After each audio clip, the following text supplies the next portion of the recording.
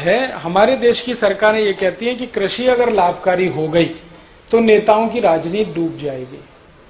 नेता ये कहते हैं कि राजनीति चलाने के लिए गरीबी रहनी ही चाहिए, भूखमरी होनी ही चाहिए, बेरोजगारी होनी। मैं आपको बिना किसी लाग लपेट के कहता हूं, एक भूतपूर्व प्रधानमंत्री थे जो अब जीवित नहीं है, उनका नाम था चंद्रशेखर।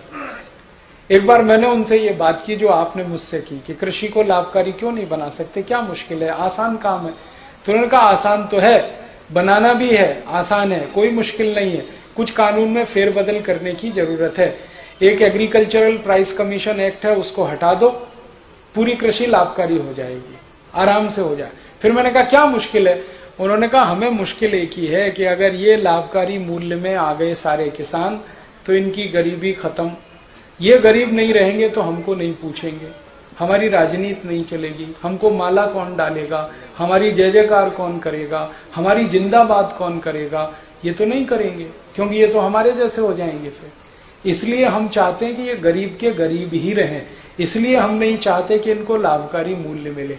तो मैंने कहा ये आप कह रहे हैं? उन्होंने कहा ये मैं नहीं कह रहा हूं, सभी प्रधानमंत्री यही कहते हैं, बस अंतर इतना है कि मैं खुल के कह रहा हूं, बाकी पर्दे के पीछे कहते हैं। तो कोई सरकार नहीं चाहती कि गरीबी, भुखमरी, बेकारी खत्म हो, क्योंकि उससे उनका आधार ही खत्म होता है।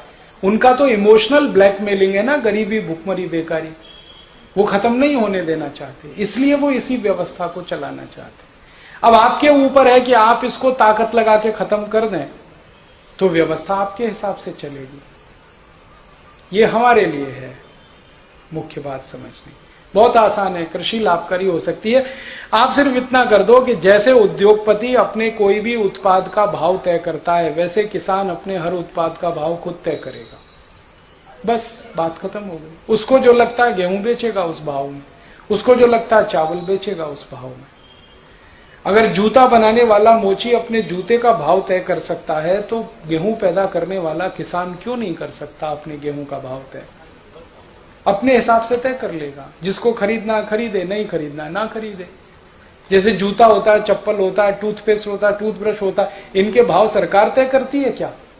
वो अपने भाव खुद तय करते हैं। किसान को भी छोड़ दो, अपने भाव तय कर लेगा, तो उसमें सब चीजें जोड़ेगा वो, है जी। हाँ, तो आप ये जो क्रेता का किस्सा है ये विक्रेता का कर दो। जैसे पूरी इकोनॉमी में विक्रेता भाव फिक्स करता है, ऐसे ही किसान की इकोनॉमी में विक्रेता फिक्स करेगा। इतना ही करना है, पूरी कृषि लाभकारी हो जाएगी।